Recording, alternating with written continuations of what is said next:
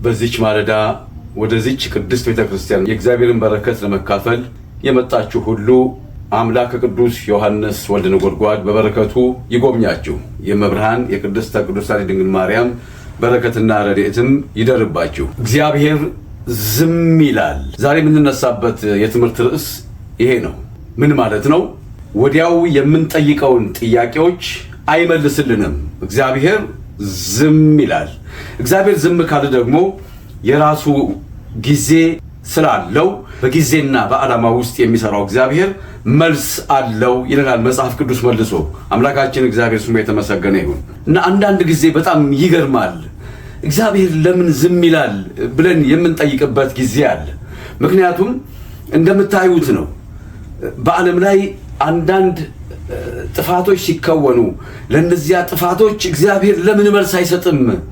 ስለ ሕፃናቱ ብሎ ለምን አይራራም? ስለ አረጋውያኑ ብሎ ስለ ደከሙት ሰዎች ብሎ ለምን አይራራም ወደሚለው ጥያቄ ውስጥ ይከተናል። ከዚህ የተነሳ ብዙዎች ልባችን ያፈገፍጋል። ሰይጣን የሚወደው ደግሞ ይሄንን ነው።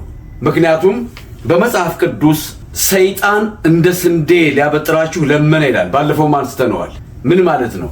ጥቂት እምነት ብትኖረን እሷኑ ለመለየትና እኛ መከራ ውስጥ ለመክተት ተስፋ ቆርጠን እንድንጠፋ ለማድረግ ሰይጣን እግዚአብሔርን ለምነዋል።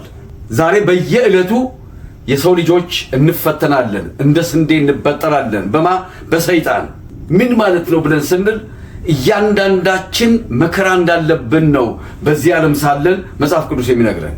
ስለዚህ እግዚአብሔር ዝም ሲል መንፈሳዊ ማንነታችን በራሱ ትርጉም አልባ ይሆናል።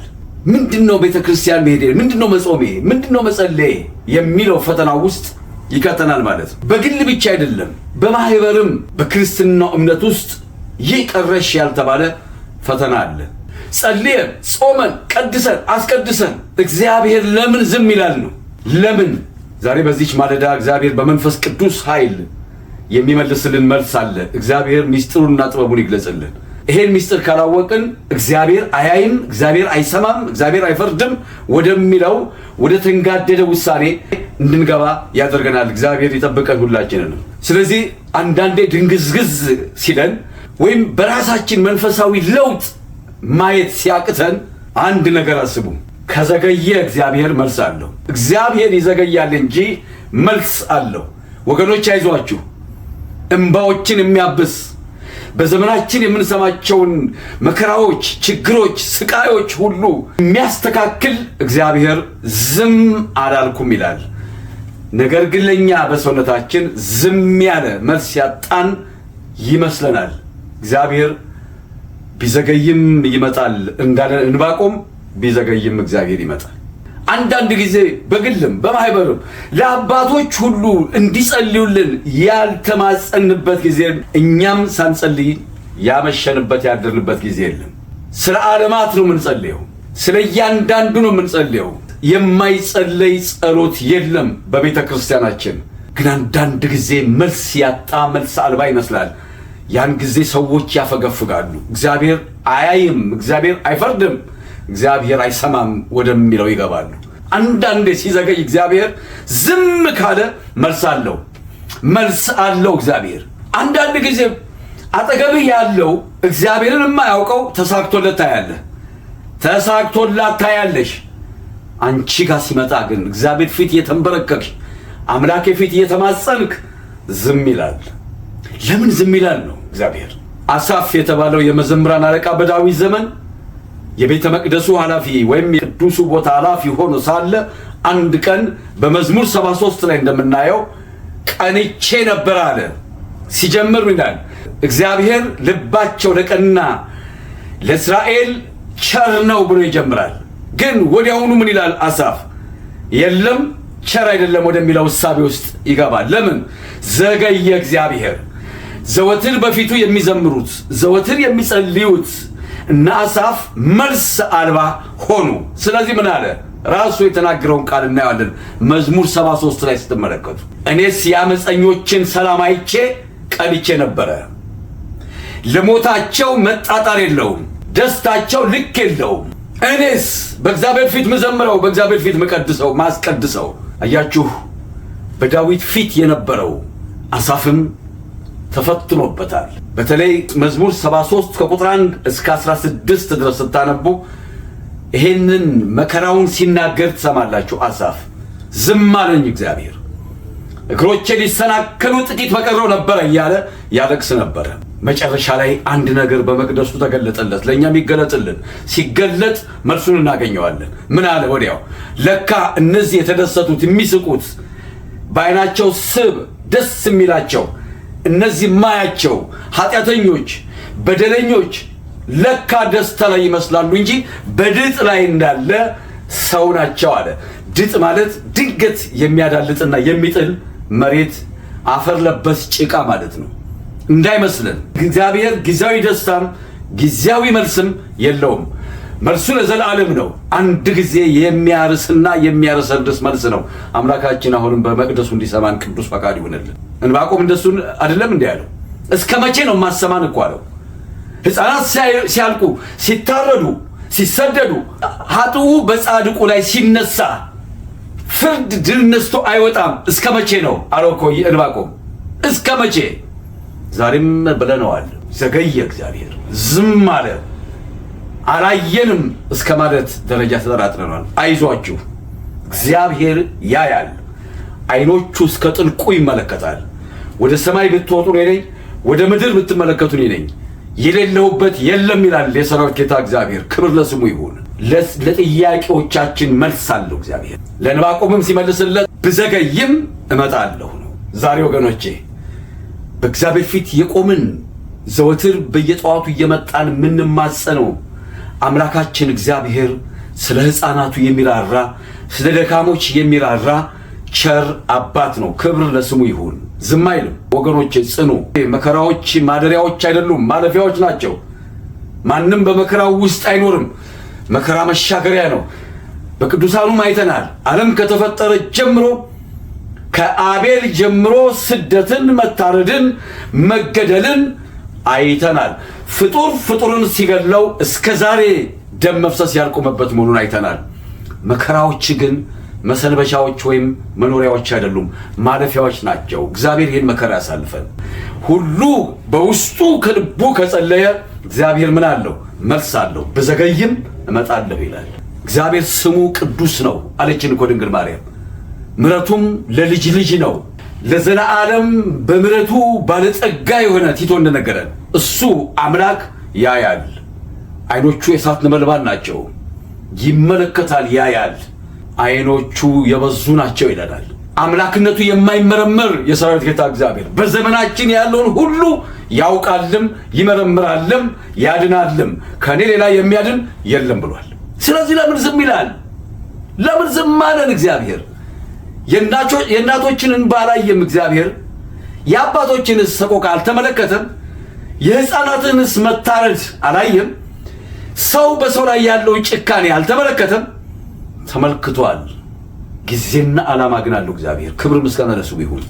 አንዳንዶች ከዚህ የተነሳ ዝማሬን በማለት ዝማሬ አቁመዋል፣ ማስቀደስ አቁመዋል፣ መቀደስ አቁመዋል፣ መጸለይ አቁመዋል፣ ሸሽተዋል፣ ልባቸው አፈግፍጓል፣ ስጋቸው በቤተ መቅደስ ቆሞ ልባቸው ርቋል፣ እሱ የለም በማለት ደምድመዋል። ወገኖቼ ከእንደዚህ አይነት መከራ ከእንደዚህ አይነት የጨለማ ሐሳብ ያውጣል። እግዚአብሔር ዝም አይልም። ኢዮብን ፈተናውን እናያለን። ሀብቱ በሙሉ ማለቅ ብቻ ሳይሆን ልጆቹም እንዳለ መስዋዕት የሚያቀርብላቸው ልጆቹም በአንድ ቀን ያለቁት። ሚስቱና ሚስቱ ተፋጠጡ። ከዚያም ብሶ እንደገና ሰውነቱ በቁስል ተመትቶ ሸተተ፣ በሽተኛ ሆነ። አንዳንድ ሰው እንደ ኢዮብ ተፈተንኩ ይላል። እንዳትናገሩ እንደዚህ ብላችሁ። እግዚአብሔር አያምጣ የኢዮብን ፈተና። እንደ ኢዮብ የተፈተነ በዚህ ምድር ላይ የለም። ኢዮብ የፈተናው የጥግ ማስረጃ። እግዚአብሔር ከፈተናው ሁሉ ይሰውረን ነው የሚባለው። እንደዛ ሆኖ እግዚአብሔርን በቀረችው አፉ እግዚአብሔር ይመስገን እያለ ያመሰግን ነበር። እንደዛ መከራ ውስጥ ሆኖ ስቃይ ውስጥ ሆኖ በሐሳቡ ተጎድቶ በሰውነቱ ተጎድቶ በስጋው እግዚአብሔር ይመስገን ይል ነበረ። ይሄ ነው ደግሞ ምስጋናው፣ ትልቁ ምስጋና ማለት ለእግዚአብሔር። መከራዎችን ያርቅ እንጂ መከራ ሲገጥም እግዚአብሔር ተመስገን ነው የሚባለው። ምስጋና የባህሪው ስለሆነ ደግሞ ኢዮብን በጣም የጎዳው 3 ጓደኞቹ ከሩቅ መጥተው ሊጠይቁት የሚናገሩት ቃል ተስፋ የሚያስቆርጥ ነበረ። ምን ሆነ ነው? ምክንያቱም እነሱም ምክንያት አላቸው። ያኔ በብሉይ ኪዳን በሽታ ሲመጣ በኃጢአት ምክንያት ነበረ። ሰው በለምጥ ሲመታ በኃጢአት ምክንያት ነበረ። ዛሬ እኮ ያልጠፋ ነው እንዲህም ያልተባል ነው ከምሕረቱ የተነሳ ነው። በምሕረቱ ባለጠጋ የሆነው የድንግል ማርያም ልጅ ኢየሱስ ክርስቶስ ዛሬ ዓመተ ምሕረት ተሰኘ። በኃጢአት በሽታ የለም፣ በኃጢአት ለምጥ የለም። ዛሬ ነፃ ነን። እግዚአብሔር ነፃ ያደረገን፣ ባርነትን ከላያችን የገፈፈ፣ ከሞት ነፃነትን የሰጠ፣ ከሲኦል ወደ ገነት ያሻገረን፣ ወደ ዘላለም መንግስቱ ያወረሰን የሰራዊት ጌታ መድኃኒት ኢየሱስ ክርስቶስ ክብር ምስጋና ለስሙ ይሁን። አያችሁ እየመጡ አቆሰሉት። አንዳንድ በሽተኛ ጠያቂ አፉ ራሱ ሌላ በሽታ ነው። ለምን? ክሳቱን ይናገራል፣ አለመሻሉን ይናገራል። አይገባም። ተስፋ ሁኑ። በሽተኛ ሲጠይቁ ሄዳችሁ ተስፋ ሁኗቸው። እነዚህ ሰዎች ግን መጥተው ኢዮብን ምን ብታደርግ ነው እግዚአብሔር እንዲያደርገው ይቀጣ ይሉት ነበር። ምን ብታደርግ ነው ንገረን። ኧረ እባካችሁ መስዋዕቱንም አላጓደልኩም፣ ለእግዚአብሔር የሚገባውን አድርጌያለሁ። በቃ ሶስቱም ይፈራረቁበት ነበር። መጨረሻ ላይ ከራሱ ተውኝ ይላል። በቃ ካሁን በኋላ አትናገሩኝ፣ ተውኝ፣ እኔ አምላኬን አውቀዋለሁ። በእውነት ደስ የሚል የኢዮብ ትዕግስት የተባለው አምላኬን አውቀዋለሁ። ከዛ ወደ አምላኩ ዞረና እስቲ አንተ አንድ ቀን አናግረኝ፣ ምን አድርጌ ይሄንን ያህል መከራ አሸከምከኝ አለው። ዛሬ እንደምንለው ያ የተወለድኩበት ቀን ጨለማ ይሁን፣ ወንድ ልጅ ተወለደ የተባለበት ቀን የተረገመ ይሁን ብሎ የተወለደበትን ቀን ሁሉ እስከ መርገም ደረጃ ደርሷል ኢዮብ። ለምን? መልስ አጣ ከእግዚአብሔር። ዝም አለው እግዚአብሔር። መጨረሻ ላይ ግን እግዚአብሔር ተናገረው። ዛሬም እግዚአብሔር ይናገረን፣ ቶሎ መልስ ይስጠን አምላክ። እሱ ነው የሚጸለየው። ታገሱ፣ በቃ ታገሱ፣ በመከራው ታገሱ ነው የሚለው መጽሐፍ ቅዱስ። መከራ የለብኝም ብንል እንዋሻለን። ቅዱስ ጴጥሮስ እንዳለው በልዩ ልዩ ፈተና ተፈትናቸዋል፣ መከራ የለብንም ብትሉ ትዋሻላችሁ ነው የሚለው። መከራዎች አሉ በምድር ላይ። ራሱ መድኃኒታችን ኢየሱስ ክርስቶስም ክብር ለስሙ ይሁን፣ በዚህ ዓለም ሳላችሁ ምን አለባችሁ? መከራ አለባችሁ። ነገር ግን አይዟችሁ የሚል አይዞ ባይነት እዚህ ውስጥ አለ። የአምላክ አይዞ ባይነት፣ ክብር ምስጋና ለስሙ ይሁን። አይዟችሁ አሸንፌዋለሁ፣ እንዲሁ እናንተም ታሸንፉታላችሁ። አምላክ የተመሰገነ ይሁን። የምናሸንፈው መከራ እንጂ የሚያሸንፈን መከራ የለም። መከራዎች እንዴት እንደሚመጡ አናውቅም። እንዴት እንደምንድን ግን እናውቀዋለን። ከመከራው እንዴት እንደምናመልጥ እናውቀዋለን። የመከራው መምጫው ብዙ ስለሆነ እግዚአብሔርም ከኛ በላይ ያውቀዋል። የመከራውን ብዛት የሚያጠፋልን ግን የሰራዊት ጌታ እግዚአብሔር ነው። ክብር ለስሙ ይሁን። አያችሁ ኢዮብ አንድ ግራ የገባው ምንድነው? መጨረሻው ላይ ሰው ተሳካልኝ ሲል ሰማለሁ፣ እግዚአብሔር በዚህ በኩል አለ ሲሉ በዚህ በኩል አለ ሲሉ ሰማለሁ። የታለ? እንደው አንድ የተናገረውን ቃል ራሱ ቃል በቃል የተናገረው ቃል አለ፣ ተጽፏል በዚህ በመጽሐፈ ኢዮብ ላይ። ወደፊቴ ብመለከት የለም፣ ወደ ኋላዬም ብዞር አላስተውለውም፣ ወደ ቀኜም ብመለከት አልመለከተውም፣ ወደ ግራም ብመለከት አላየውም አለ። በዙሪያው ከሌለ እግዚአብሔር የት ነው ያለው? ዛሬ የምንጠይቀው ይሄ ነው። ለምን ዝም ይላል ካለ ያሉ አለ እግዚአብሔር። መጨረሻ ላይ እኮ ራሱ ኢዮብ ድምፅ ሲሰጠውና ሲናገረው ሲማረር ይዛን ያህል ኢዮብ ጠብቀኝ አነጋግርሃለሁ አለው። ደስ አለው አለ መልስ ስላገኘ ከአምላኩ። ዛሬም መልስ አልባ የሆነ አምላክ የለንም። መልስ ይሰጠናል፣ በጊዜና በሰዓቱ መልስ ይሰጠናል እግዚአብሔር። አቤቱ ልዑል አምላክ ሆይ በሰማይ ብቸኛው ባለዙፋን ሰማይና ምድር የፈጠርክ አምላክ አንተ ነህ። ባክህ ተናገረን። ኢዮብም ያለው ይሄንን ነው። ተናገረኝ በሉት። እግዚአብሔር በሁሉ ስፍራ አለ፣ ይሰማል። ስለዚህ እግዚአብሔር ተናገረው ኢዮብን። ወገብን ታጠቅና ጠብቀኝ ያለው። እሺ ያለ በቃ ደስ አለው። መጣ እግዚአብሔር ተናገር አለው ኢዮብ። አይ አባቴና አምላኬ ሆይ አንተ ተናገረኝ አለው። አያችሁ እግዚአብሔር ምን ያህል ራሱን ዝቅ እንደሚያደርግ ይቆያል እንጂ መልስ አለው እግዚአብሔር። ነቢዩ ዳዊትም ቆይቼ እግዚአብሔርን ደጅ ጠናሁት፣ እሱም ዘንበል አለልኝ። በረግረግ ላይ ነበርኩኝ አለ፣ ልሰምጥ ደርሻለሁኝ አለ። መሬቱ የካደኝ ነው አለ። ዛሬ ምድር የካደችን ነው ያለው። ዛሬ በየቦታው በየስፍራው የምንመለከተው መከራ ነው፣ ደም መፍሰስ ነው፣ መጋደል ነው፣ መገደል ነው። መከራ ተሞልታለች ምድር ዛሬ። አምላክ ሆይ ዘንበል በልልን እንደ ዳዊት። አያችሁ ለኢዮብም ዘንበል ብሎ ተናገር አለው። ምንድነው ቅሬታ አለው። አይ አንተ ተናገር አለው። ኢዮብ አለው ሰማይና ምድርን ስፈጥር የት ነበርክ? ለሁላችንም የሚሰጠን መልስ እግዚአብሔር ይሄንን ነው። አማካሪ ማን ነበር? ሰማይና ምድርን ስፈጥር የአጥቢያ ኮከቦች እልል ሲሉ የት ነበርክ አንተ? ለመሆኑ የበረዶ እናት ማን ናት? አንዳንዴ እግዚአብሔር የራሱ መልስ አለው፣ አምላክ ነውና የሱም መልስ እኛ አንችለውም። አምላኬ ሆይ ብሎ መጠበቅ ብቻ ነው። መልስ አለው እግዚአብሔር። በቤተ መቅደስም በሀገርም በዓለምም በበደለኞችም በግፈኞች የሚደረገውን ነገር ሁሉ እግዚአብሔር ምን አለው? መልስ አለው። በኋላ ግን በደመና የሰወረውን ሁሉ መለሰለት።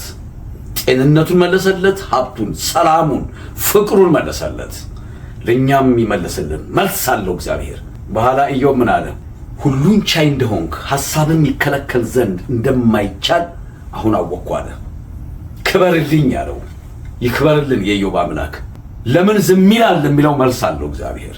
ዛሬም በሀገራችን የምንሰማው ጆሮ ጭው የሚያደርገው መተራረዱ፣ መገዳደሉ፣ ክንዳቸው የዛለ እናቶች፣ ጉልበታቸው የደከመ አባቶች፣ አፋቸውን ያልፈቱ ሕፃናት፣ ከናጡት ያልተላቀቁ ሕፃናት፣ ምድሪቱ ገና ወገግ ሳትል በጨለማ ደማቸውን አፈሰሱ።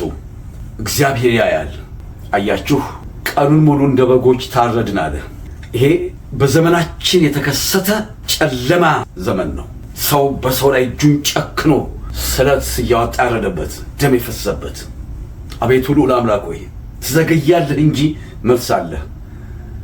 እኛም እንደነ ኢዮብ እንደነ ዳዊት መልስን እንደምትሰጠን በእርግጠኝነት እናምናለን። አምላክ ሆይ ያችን ምድር ጠብቃት፣ ቅድስት ሀገር ኢትዮጵያ። በጎረቤትም ሀገር ያለውን በዓለምም ያሉትን ሁሉ ጠብቅልን፣ ሰላምህ ይጽናልን። እባክህ አትተወን ብላችሁ ጸልዩ። እንዴት ሆነ ለምን ሆነ ከማለት አባት ሆይ ይህ ፈቃድ ያንተ ነውና አቤቱ ቁጣህን እንዳመጣህ መልስ ማለት ይገባል። ምክንያቱም እግዚአብሔር መልስ አለው፣ ዝም አይልም። የሚጠብቀኝ አይተኛም፣ የሚጠብቀኝ አይተኛም፣ አያንቀላፋም። ቤት ባይኖረኝ በደጅ ባድርም ቀንና ሌሊት ከኔ አይርቅም። ድምፀ አራዊት የሌሊት ግርማ ወደ እኔ